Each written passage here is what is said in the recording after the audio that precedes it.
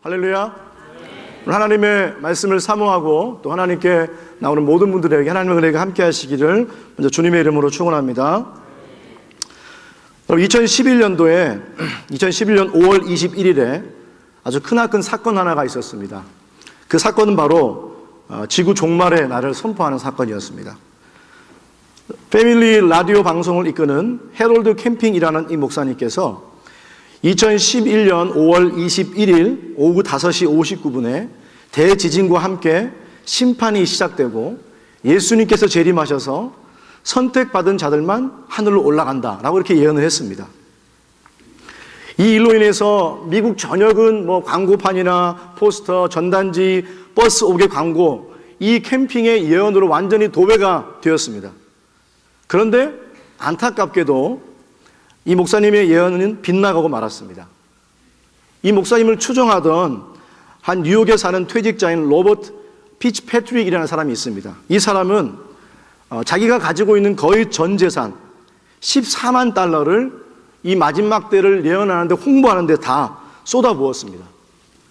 근데 종말이 오지 않자 이 피츠패트릭이라는 사람은 뉴욕의 타임스퀘어에서 자신을 비웃는 관광객들 사이에서 쓸쓸하게 이슬비를 맞으면서 서 있었습니다.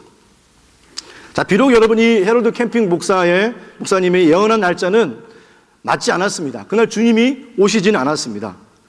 그런데 우리가 볼 것은 이 비록 잘못된 가르침이었지만 이 로버트 피츠패트릭이라는 이 퇴직자는 예수 그리스도의 그 재림을 위해서 자신의 모든 걸 다 투자했습니다. 그에게 예수님의 재림을 준비하는 것, 그것은 정말 너무나 중요한 사안이었고 또 잘못된 신앙이긴 했지만 정말 그는 그 예수님의 재림을 간절히 사모하며 기다리는 자였습니다. 자, 그렇다면 여러분은 어떻습니까? 이렇게 잘못된 가르침의 재림을 바꿔서도 자신의 모든 걸 투자하여 예수님의 재림을 기다리고 준비하였다면 과연 여러분들은 얼마나 주님의 재림을 기다리고 계십니까? 어떤 분은 이렇게 말씀하실 것입니다. 목사님, 저는 재림을 기다립니다. 하지만 제 때는 아닙니다. 이런 말씀도 하시겠죠. 또 어떤 분들에게는요, 이 예수님의 재림이 개념이 전혀 없습니다. 전혀 없어서 예수님의 재림이 무엇인지도 잘 알지 못하고 있습니다. 심지어는 여러분, 그리스도인들조차 사실 이 재림의 메시지를 별로 좋아하지 않습니다. 유명한 신학자인 그 제임스 패커는 견고한 크리스찬이라는 책에서 이 시대가 재림의 메시지를 좋아하지 않는 이유에 대해 설명하고 있습니다. 첫 번째는 뭐냐면 세상의 많은 교회들이요, 세상과 빛과 빛의 소금의 역할을 감당하지 못하니까 더 이상 예수 믿지 않는 사람들은 그 그리스도인들이 하는 세상의 멸망에 대해서 기대하지 않는다는 것입니다. 두 번째는 예수님을 믿는 그리스도인들조차 세속적인 마음에 팽배해 있었기 때문에 세상에 있는 그 좋은 것들을 누리는 걸 너무나 좋아해서 주님이 다시 오셔서 주실 더 좋은 것들은 점점 생각하지 않게 되었다라고 말합니다. 여러분 어떻습니까? 여러분 성경을 보면요, 예수님의 재림은요, 신약에서 300곳 이상 예수님이 말씀하고 계십니다. 너무나 많죠. 그곳에서 예수님은 친히 오시겠다고 말씀하셨고 또 예수님의 재림은 아무도 모르지만 언제 오실지 모르지만 항상 준비해야 한다라고 말씀하십니다. 사랑하는 성도 여러분, 주님은 반드시 오십니다. 믿으십니까? 그 날과 시는 알 수 없지만 하늘에 올라간 그대로 주님께서 오십니다. 오늘 본문은 여러분 예수님께서 그 재림한 메시지를 전하시면서 성도들에게 재림을 맞이하는 성도들이 어떻게 이 재림을 준비해야 하는가를 말씀해 주고 있습니다. 오늘 이 본문을 중심으로서 이 땅에 살아가면서 우리가 어떻게 이 예수님의 재림을 고대하고 준비해야 하는가, 하나님의 말씀을 함께 나누기 원합니다. 자, 첫 번째로 오늘 이 예수님의 재림을 기다리는 성도들은요, 예수님과 친밀한 교제를 누려야 합니다. 무엇을 누립니까? 예수님과 친밀한 교제를 누려야 합니다. 자, 오늘 본문은요, 여러분 결혼식의 장면입니다. 우리가 잘 알고 있는 유대의 결혼식의 장면인데요, 예수님 먼저 이 결혼식에서 신랑을 기다리는 종의 모습을 통해 성도들이 재림을 준비할 것을 말씀하십니다. 여러분이 잘 알고 계시는 마태복음 25장에서는 열처녀의 비유가 나옵니다. 거기서는 예수님께서 신부가 어떻게 신랑을 준비해야 하는가를 말씀해 주고 계신데요. 오늘 이 본문에서는 특별히 신부의 위치가 아니라 어느 위치입니까? 종의 위치에서 어떻게 그 결혼식을 준비해야 하는가를 말씀을 해주고 있습니다. 36절 말씀 보면 이런 말씀이 있습니다. 너희는 마치 그 주인이 혼인집에서 돌아와 문을 두드리면 곧 열어주려고 기다리는 사람과 같이 되라. 여러분, 보통 그 유대인의 결혼식은요, 보통 1년 전에 시작합니다. 결혼을 하기 전 1년 전에 정혼을 맺는 것으로 시작을 합니다. 그래서 정혼 기간, 그 1년 동안에는요, 신랑이 신부를 데리고 살 집을 마련하고 또 신부는 신랑을 맞이하기 위해서 스스로 몸을 정결하게 하는 그런 시간을 거칩니다. 1년의 시간이 지나고 나면 결혼식은 밤에 합니다. 밤이기 때문에 신랑이 이제 신부를 데리러 신부의 집으로 가죠. 근데 그 신부의 집에서는 어떻게 하고 있습니까? 신부의 친구들, 들러리들이나 그리고 또 신랑의 준비하는 그 신부의 집의 종들은 기름과 등불을 준비해서 신랑이 올 때까지 기다리게 됩니다. 근데 중요한 건요, 신랑이 오는 시간은 아무도 몰라요. 아무도 모르기 때문에 이 신부나 이 종들이는 어떻게 해야 됩니까? 오늘 말씀 보면 준비해야 돼요. 깨어 있어야 됩니다. 또 여분의 기름을 준비해야 합니다. 특별히 오늘 말씀 보면 35절 말씀 이렇게 준비하라고 하고 있죠. 허리에 띠를 띠고 등불을 켜고 서 있으라. 유대인들의 옷은 치마처럼 깁니다. 그래서 띠를 묶지 아니하면 활동하기가 불편하죠. 그래서 띠를 딱 메고 종이 뭐 하기에 결혼식을 준비하고 또 신랑을 맞이하기에 합당한 준비를 하라는 것입니다. 등불을 켜라는 얘기 여러분 아시죠? 등불을 준비해야 됩니다. 서 있어야 되겠죠. 앉아 있다가 졸거나 신랑이 오는 것을 맞이하지 못하면 아마 이 종은 엄청난 큰 화를 당하게 될 것입니다. 그렇다면 여러분, 여기서 왜 예수님께서 마태복음 25장에서는 신부의 자세로 준비하라고 했는데 오늘은 왜 누가복음에서는 왜 종의 자세로 준비를 하라고 하셨을까요? 그것은 바로 결혼식을 준비할 때 여러분 만반의 준비를 다 해야 한다고 말씀하고 있습니다. 솔직히 여러분 결혼식 준비할 때 신부가 할까요? 신부 아버지가 할까요? 아닙니다. 누가 합니까? 다 종들이 결혼식을 다 준비하는 것입니다. 그래서 결혼식을 맞이하는 이 신부의 종들처럼 정말 우리는 정체성은 신부이지만 종의 위치에서 정말 철저하게 허리띠를 메고 등불을 켜고 서 있어서 그 신랑을 맞이할 준비를 해야 한다라고 말씀을 해주고 있습니다. 우리는 잘 알고 있지, 우리는 여러분 신부입니다.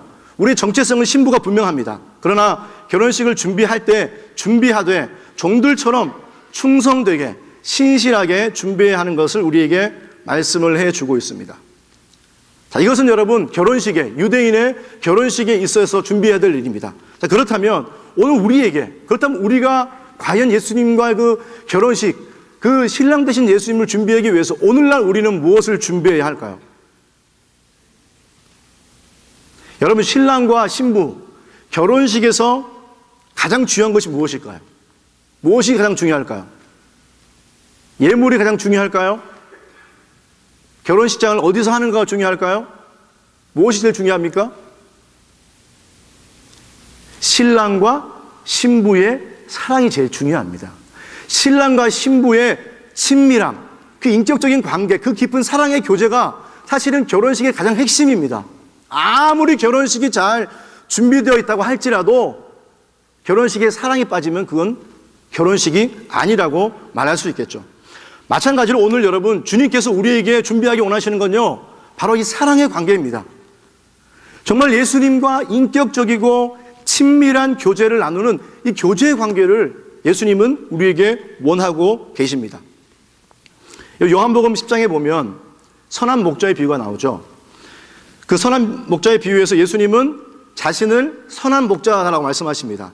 그러면서 선한 목자는 어떻게 한다? 양을 알고, 양도 누구를 안다? 목자를 안다라고 말씀하고 있습니다. 여기서 안다라는 이 표현은요, 여러분 잘 알고 있으신 대로 그냥 지식적으로 단순하게 그 사람의 인포메이션 정도를 아는 것을 의미하지 않습니다. 여기서 안다라는 의미는 부부관계, 부부관계에서 아주 친밀하고 아주 사랑스러운 관계, 그 관계를 의미하고 있습니다.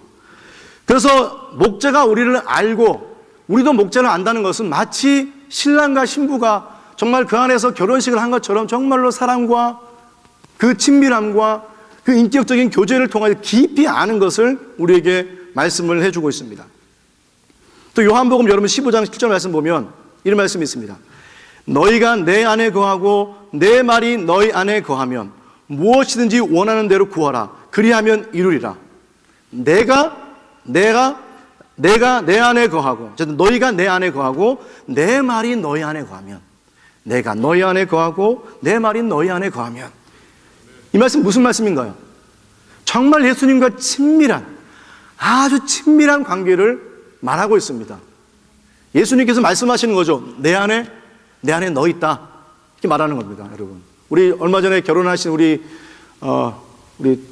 저기 안정현 형제가 있는데요. 아마 신부한 테 얘기할 때 아마 그렇게 이야기하지 않았을까요? 내 안에 너 있다. 이렇게 얘기했을 것입니다. 예수님이 바로 그렇게 말씀하시는 거죠. 내 안에 너 있다. 이게 무슨 말씀이십니까?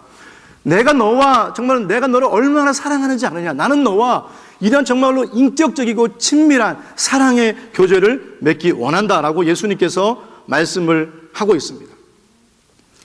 자, 그렇다면 여러분들은 이러한 사랑의 교제, 이런 친밀한 교제를 정말 주님과 나누고 계십니까?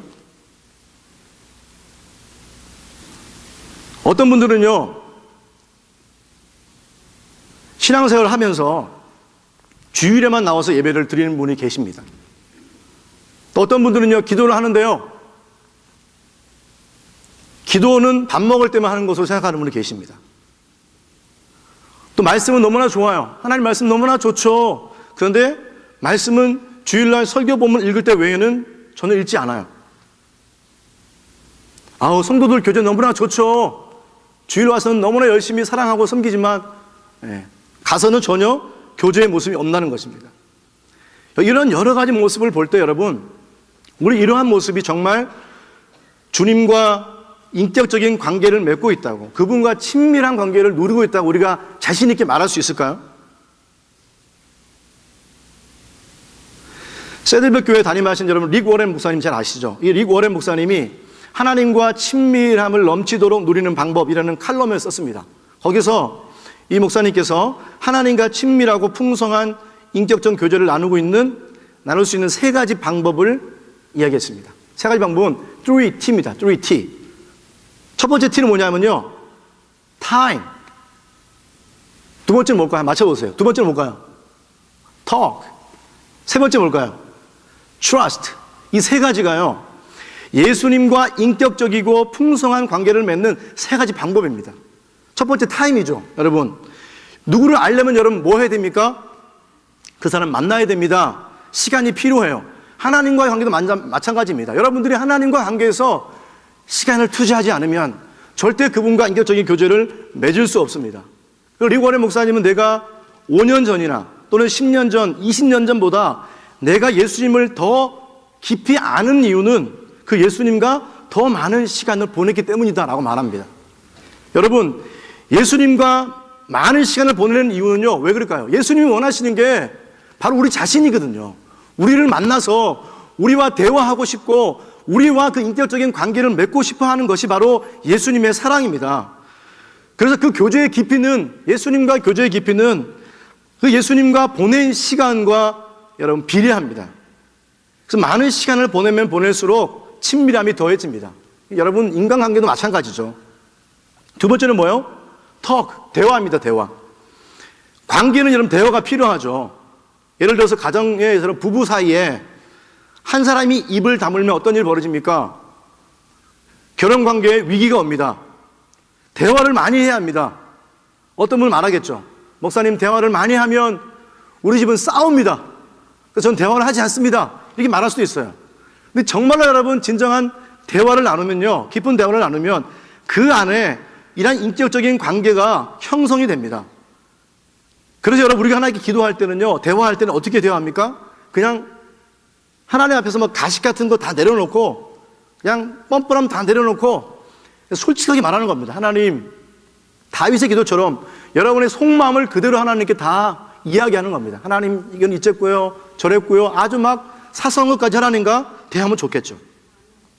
이렇게 하나님과 많이 대화하고 소통할수록요, 하나님 관계는 여러분 깊어집니다. 마지막 세 번째는 신뢰죠, 신뢰. 여러분, 관계는요, 신뢰가 없으면 그 금방 깨집니다. 그래서 우리는 예수님을 믿을 때 정말 예수님을 신뢰하는 마음으로 나아가야 됩니다. 우리가 정말 어렵고 힘든 일이 있지만 주님은 우리에게 정말 좋은 것을 허락해 주실 것이라는 이 신뢰, 이 믿음을 가지면 그 관계는 깨지지 않습니다. 영원합니다. 그래서 여러분, 바로 아주 쉽습니다. 어려운 게 아닙니다. 아주 단순합니다. 이 세 가지를 통해서 우리는 뭘 할 수 있어요? 주님과 인격적으로 그분과 사랑의 교제를 나눌 수 있습니다. 여러분, 시간을 투자하시기 바랍니다. 예수님께서 여러분 아버지 하나님과 시간을 정할 때 새벽마다 교제했던 것처럼 복잡하고 바쁜 일상 가운데 여러분 시간을 내셔야 합니다. 예수님 만나야 합니다. 또 예수님과 대화해야 합니다. 시간을 정하셔야 합니다. 어떤 대화도 상관없습니다. 우리의 슬픔도, 우리의 고통도, 우리의 기쁨도, 우리의 모든 것들을 다 그분께 내려놓고 솔직하게 나아가서 대화하시면 여러분, 그분은 우리를 안아주시고 회복하시고 치유하시고 그 은혜의 손길을 우리는 경험하게 될 것입니다. 마지막은 신뢰하는 겁니다, 여러분. 주님을 신뢰하면서 어떠한 환경과 어떤 여건 가운데서도 믿음으로 나아가면 됩니다. 그러면 주님께서 우리 모든 걸 다 책임져 주시는 거죠. 이렇게 복잡하고 바쁜 일상 가운데서 여러분 주님과 함께 보내는 시간과 대화를 통해서 정말 주님과 더 깊이 알아가고 더 친밀한 교제를 나누셨을 때 나중에 주님을 만났을 때 주님, 제가 여기 있습니다. 주님, 저 아시죠? 사랑하는 바로 제가 여기 있습니다. 라고 그렇게 기쁨으로 주님을 맞이하게 될 것입니다. 그런 성도님 될 수 있기를 주님의 이름으로 축원합니다. 두 번째로 여러분, 주님의 재림을 기다리는 성도들은요, 하나님의 말씀으로 깨어 있어야 합니다. 자, 결혼식을 위해 여러분 종들이 해야 할 일이 있습니다. 그것이 무엇입니까? 깨어 있어야 합니다. 신랑이 왔는데 종들이 졸고 있어요. 문도 열어지 못하고 꾸벅꾸벅 졸고 있으면 그 결혼식 다 망치는 겁니다.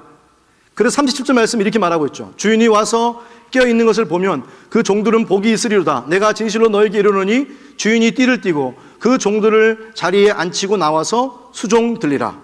그리고 보세요. 아주 대단한 말씀이 나와 있습니다. 종이 잠을 자지 않고 그 신랑을 맞이했는데 이게 웬일입니까? 그 주인이 우리를 어떻게 해요? 그 주인이 앉아있는 자리에 함께 앉히고 그 주인이 뭐예요? 우리를 수종든다라고 이렇게 말씀을 해주고 있습니다. 이게 깨어있는 것이, 준비하는 것이 얼마나 중요한 것임을 오늘 우리에게 말씀을 해주고 있습니다. 자, 그러면 깨어있는 거, 우리가 어떻게 깨어있을 수 있을까요, 여러분? 물론 여기 깨어있는 것은 여러분 1차적으로는 잠을 안 자는 것이겠죠. 근데 여러분 주님이 언제 오실지 모르는데 우리가 365일 깨어있는 것은 불가능하겠죠. 여기서 깨어있는 것은 여러분 무엇을 말하냐면 영적인 각성을 말하는 거죠. 영적인 각성. 다시 말하면 영적인 분별력을 가지고 있어야 하는 것을 말하고 있습니다. 자, 여러분 혹시 밤에 주무시다가 밤중에 2번씩은 아마 깨어본 분이 많으실 텐데요. 깨어본 분들이 많으실 텐데요. 깊은 밤중에 목이 말라서 물을 먹기 위해 또 화장실 갈 때 잠깐 깨어보면 어떻습니까? 번쩍 일어나자마자 여러분 정신이 그냥 딱 들어서 똑바로 걸어가고 그리고 물을 먹으러 잘 마십니까? 대부분 그렇지 않죠. 왜요? 잠이 덜 깨가지고 이게 우리 집인지 남의 집인지 잘 모르고 화장실이 어디인지도 잘 모릅니다. 심지어는 어떤 분들은 잠에서 깨어나서 화장실을 갔다 왔는데도 그 아침에 되면 본인이 무엇을 했는지 알지 못하는 분들이 계세요. 깊은 잠에 빠지면 이게 분별력이 없어요. 그 밤에 무슨 일이 일어났는지 전혀 알 수 없습니다. 마찬가지로 여러분 영적으로 깨어있지 않아도요, 주님 오셔도 모르고 우리 주변에 있는 하나님께서 우리 가운데 행하시는 이런 일들을요 전혀 알지 못해요. 전혀 인식하지 못하는 것입니다. 그래서 주님은 우리에게 뭐라고 말씀합니까? 영적으로 깨어 있어야 한다라고 말씀하고 있습니다. 자, 마태복음 16장 3절 말씀에는요, 우리가 영적으로 깨어있지 않을 때 이러한 일이 있게 된다라고 말씀하고 있습니다. 마태복음 16장 3절, 아침에 하늘이 붉고 흐리면 오늘은 날이 굳겠다 하나니 너희가 날씨는 분별할 줄 알면서 시대의 표적은 분별할 수 없느냐. 이 무슨 말씀이십니까, 여러분? 영적으로 여러분이 깨어있지 않으면 날씨는 분별할 수 있지만 시대의 표적은 분별할 수 없다라고 말하고 있습니다. 여러분, 이 영적인 분별력, 이것이 없으면요, 우리가 어떤 사건을 만났을 때 또는 어떤 사고를 보았을 때에 그냥 겉으로 드러나는 표면적인 일을 볼 수 있어요. 아, 사고가 났구나, 사건이 일어났구나, 저 사람이 무슨 일을 저질렀구나. 그러나 분별력이 없는 사람은 그 안에 내면에 숨겨져 있는, 이면에 숨겨져 있는 진리는 알 수가 없습니다. 이게 바로 영적인 분별력입니다. 자, 그러면 한 가지, 여러분. 아, 목사님, 그러면 이 영적인 분별력을 우리가 어떻게 하면 가질 수 있을까요? 이게 문제죠. 이게 문제입니다. 영적인 분별력은, 그 단어는 어떻습니까? 들을 때 너무 추상적이죠. 그래서 이거 어떻게 해야 할까? 이거 영적인 분별력이 뭘까라고 고민을 하는 분도 계십니다. 혹시 어떤 분들은 아, 이거 영적인 분별력이니까 내가 하나님께 한 40일 동안 금식 기도하면 하나님께 나에게 눈을 확 맑게 주셔가지고 뭐 그 사람이 거짓말도 보이고 막 여러 가지 이게 보이지 않을까 하는 분도 계실 것입니다. 또 여러분, 어떤 분은 고린도전서 12장에 나오는 것처럼 막 예언을 말하고 방언을 통역하고 투시함, 이런 은사를 하나님께서 주시지 않을까라고 생각할 수 있습니다. 물론 그것도 영적인 분별력 가운데 하나라고 말씀을 할 수 있겠습니다. 그런데 오늘날 우리가 이 영적인 분별력을 좀 쉽게 이해하려면 우리의 삶 가운데 아주 쉽게 적용하면요, 무엇이냐 하면 하나님의 말씀에 대한 분별력을 가지고 있다라고 말할 수 있습니다. 하나님 말씀에 대한 분별력. 왜 그럴까요, 여러분? 하나님 말씀은요, 우리 인생과 우리가 살고 있는 이 역사에 대한 모든 진리를 다 담고 있습니다. 여러분 믿습니까? 완전합니다. 충분합니다. 충족합니다. 하나님 말씀만으로 하나로 충분하기 때문이에요.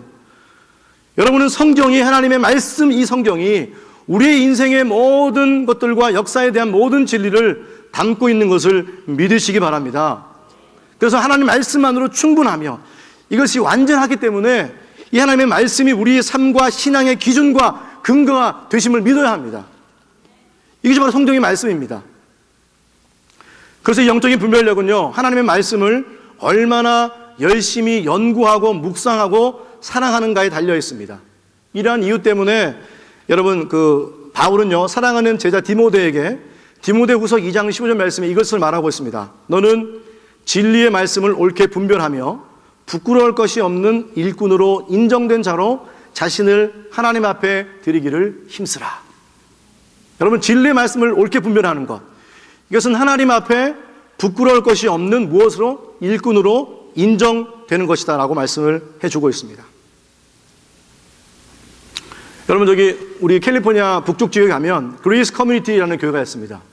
존 메가더라는 목사님께서 사역하시는 교회인데요, 이분이 그 진리전쟁이라는 책에 보면 이 시대의 교회가 성도들이 진정으로 갖추어야 할 분별력이 바로 하나님의 말씀에 대한 분별력이다라고 말씀하고 있으면서 이 하나님에 대한 말씀의 분별력을 어떻게 우리가 가질 수 있는가에 대해서 그분이 말씀하고 있습니다. 자, 어떻게 말씀하면 제가 읽어드리겠습니다. 하룻밤 사이에 혹은 신비한 경험을 통해 분별력을 가질 수는 없다. 분별력은 훈련을 통해 하나님의 말씀을 이해하고 진리를 우리의 삶에 적용하는 법을 배운 뒤래야 얻을 수 있다. 여러분, 분명히 여러분 기억해야 됩니다. 영적인 분별력은 여러분 하루아침 사이에 우리가 아침에 딱 자고 일어나는데 또는 어떤 신비한 경험을 통해서 갑자기 얻어지는 것이 아닙니다.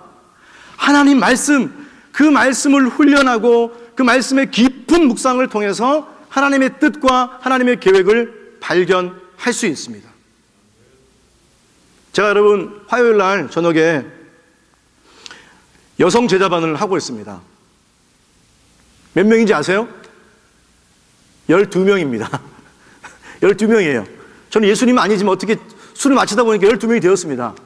그런데 이분들이 양육반을 거쳐서 이제 제자반을 같이 하고 계신데요. 처음에 이제 양육반을, 왜냐하면 양육반을 할 때도 우리가 말씀의 큐티를 나누고 또 양육반을 할 때도 말씀을 다 나누었어요. 그런데 양육반을 지나고 나서 이제 제자훈련의 터다지기를 끝나고 2권을 끝나고 어느덧 3권이 되었습니다. 3권도 이제 여러분 6주만 남은 이제 끝입니다. 근데 제가 느낀 것이 무엇이냐 하면 정말 양육반을 처음 시작할 때 그때 지금 제자반들과 지금 제자반의 모습은요 많이 다릅니다. 무엇이 다를까요? 큐티를 할 때요 묵상의 깊이가 달라졌어요. 처음 묵상할 때는 그냥 어떻게 묵상합니까? 하나님을 사랑합시다, 기도합시다, 이런 묵상이었어요. 하지만 지금은 달라요. 묵상의 깊이가 구체적이고 묵상이 달라졌습니다. 뿐만 아니라 여러분 말씀을 연구할 때요 깜짝깜짝 놀랍니다. 왜 놀라는지 아세요? 어떻게 이분이 하나님 말씀을 이렇게 깊은 하나님 말씀을 깨닫게 되었을까? 저도 몰랐는데 그런 것들을 깨닫는 역사가 일어납니다. 뭘 통해서? 말씀을 통해서. 말씀을 통해 일어납니다. 여러분이 영적 분별력을 위해서 얼마나 하나님 말씀을 정말 말씀으로 훈련되어지고 계십니까? 여러분 삶 속에서 하나님 말씀과 씨름하고 또 정말 깊은 묵상의 단계로 들어가는 그런 훈련들이 있으십니까? 여러분 저는 여러분에게 정말 추천합니다. 하나님은 원하시겠죠. 정말 하나님 말씀을 여러분 통해서 이 영적 분별력을 얻기 위한 여러분 그 말씀을 연구하고 말씀을 묵상하는 곳에 조인하시기 바랍니다. 우리 교회 큐티 모임이 있죠. 양육반이 있죠. 제자반이 있습니다. 여러분 가셔야 합니다. 왜냐하면 그 방법 외에는 없어요. 제가 다른 방법이 있으면 제가 알려드리고 싶죠. 네, 제가 다른 방법이 있으면 정말 이 영적 분별력을 어떻게 한 번에 이렇게 얻을 수 있는 방법 저한테 좀 알려주세요. 근데 방법이 없더라고요. 하나님 말씀을 깊이 묵상하고 하나님 말씀 붙들고 연구하고 그 말씀을 깊이 들어갈 때 우리에게 하나님의 뜻과 하나님의 계획을 알 수 있는 영적인 분별력이 생길 수 있습니다.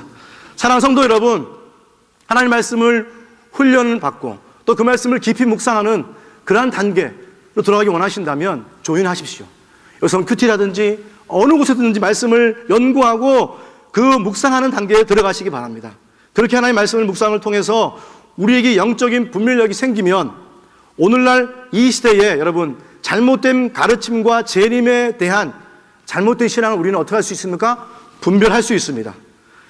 이렇게 깨어있는 분별력을 통해서 우리는 우리의 모든 삶 가운데 일어나는 하나님의 계획과 뜻을 발견할 수 있습니다. 하나님의 뜻을 어떻게 알 수 있냐고요? 하나님의 길을 어떻게 알 수 있냐고요?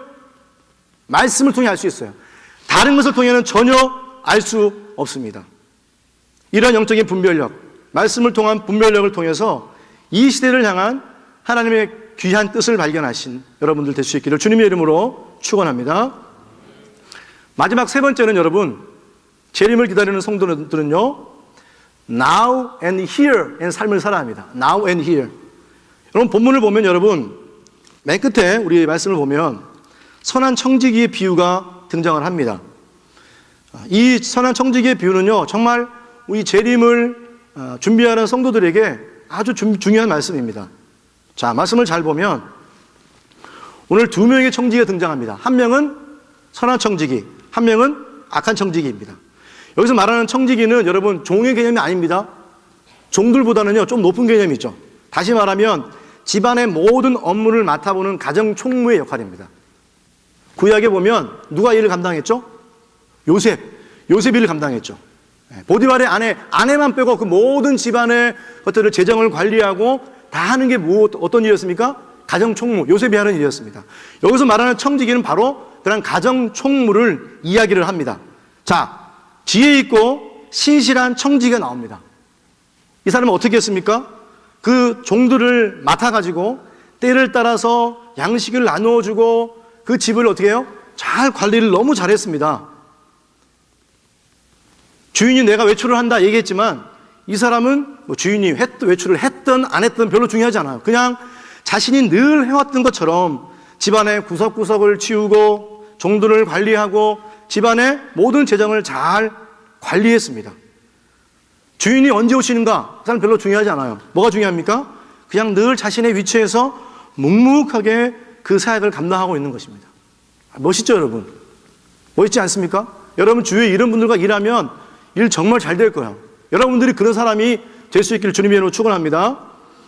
반대로 악한 청지기가 나옵니다. 악한 청지기는요, 이 사람이요, 아주 뭐가 빨라요? 눈치가 아주 빠른 사람입니다. 눈치가 빠르기 때문에 이 사람은 주인이 보이기 위해서 일을 하는 사람이에요. 그래서 주인이 떠났죠. 떠나니까 어떡합니까? 주인이 갔으니까 오늘 말씀 보세요. 45절 말씀 보면 주인이 더디 오리라. 늦게 오겠지. 아직 오지 않겠지. 라는 그런 마음을 가지고 무엇을 합니까? 맡겨진 종들을 심히 때리고 또 뭐합니까? 먹고 마시며 취했습니다. 다시 말하면 종들을 심하게 때리면서 주인이 맡겨진 모든 재정과 그 모든 것들을 아주 자기 마음대로 자기 욕심을 해서 다 썼습니다. 그리고 어떡합니까? 주인이 오는 소식을 딱 들으면 딱 준비하고 있다가 모든 것을 다 돌려놓고 마치 그렇지 않았던 것처럼 그렇게 보임이 된다라고 생각을 했습니다. 근데 이게 웬일입니까? 46절 말씀 보면 생각지도 않은 날 알지 못하는 시각에 누가 왔습니까? 주인이 오시게 되었습니다.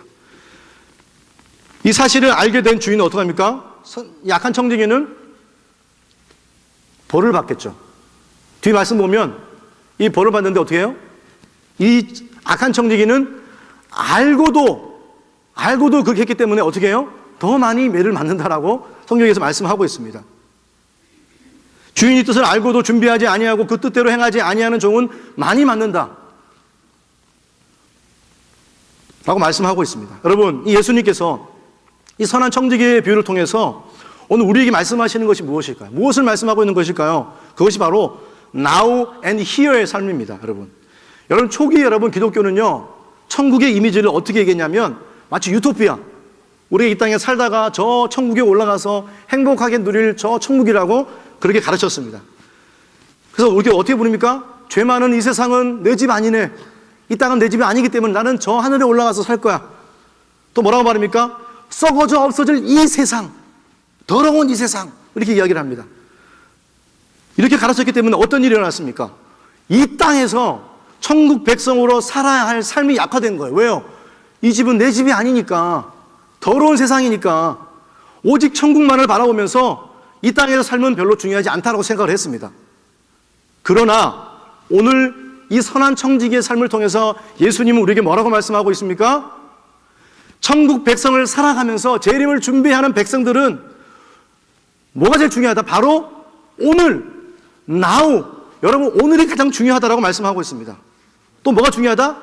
다른 곳이 아니라 here, 오늘 바로 여러분이 속해 있는 바로 오늘의 여러분의 그 자리가 가장 중요한 삶의 현장이고 그 자리가 바로 예수님의 말씀을 실현하고 살아가야 할 자리라고 우리에게 말씀하고 있습니다. 여러분 정말로 여러분은 어떠한 청지기가 되기를 원하십니까?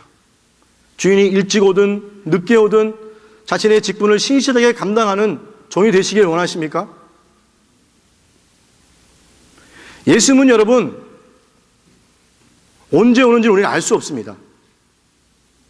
예수님은 우리에게 정말 중요하게 맡기신 것은 언제 오시는지 관심을 가지지 말고 예수님이 맡겨주신 그 청지기 직분에 더 관심을 가지고 그 일에 최선을 다하라는 것이죠. 여러분 창세기 22장에 보면 하나님께서 아브라함을 부르는 장면이 등장합니다. 하나님께서 아브라함을 부르시죠. 아브라함아. 딱 보니까 아브라함이 뭐라고 말씀하는지 아세요? 내가 여기 있나이다. Here I am. 내가 여기 있습니다. 라고 말하는 거죠. 여러분 마찬가지예요. 우리가 주님이 부르시면 내가 어디 있냐? 선한 청지기 어디 있냐? 주님 내가 여기 있습니다. 바로 오늘 바로 이 자리에 내가 여기 있습니다 라고 고백하는 겁니다. 여러분 혹시 여러분이 가정주부이십니까? 가정주부라면 여러분 주부로서 자녀들을 하나님의 말씀으로 잘 양육하고 또 남편을 서로 섬기며 인내하며 믿음의 가정으로 만들어가는 것입니다. 이건 동일하게 마찬가지입니다. 남편도 마찬가지입니다. 여러분이 직장에 속해 있습니까? 그러면 그 직장에서 여러분이 속해 있는 그 위치에서 선한 청지기처럼 위에 사람이 보지 않아도 그냥 묵묵하게 일을 하는 겁니다. 윗사람이 나가든 나가지 않았든 뭐요? 성실하게 여러분 그 직장 속해 있는 그 위치에서 여러분이 담당하는 그 일을 최선을 다하면 됩니다. 청소하는 일이든 무엇이든 열심히 하면 되는 것입니다. 여러분이 교회 직분자이십니까? 직분자라면 그 직분대로 여러분이 속해 있는 공동체에서 그냥 충성되게 종의 역할을 감당하면 됩니다. 사람이 좀 봐주지 않으면 좀 어떻습니까? 우리 주님 보시는데요. 좀 목사님이 인정해 주지 않아도 어때요? 우리 주님 다 아시잖아요. 나중에 여러분 목사님께 칭찬받고 나중에 하나님께 칭찬받는 거 원하지 않으세요? 아니시죠? 여러분이 속해 있는 그 직분에서 그 삶의 현장에서 바로 오늘 여러분이 맡겨주신 그 일에 하나님이 최선을 다하는 것이 바로 재림을 준비하는 성도들의 모습이다라고 말씀하고 있습니다.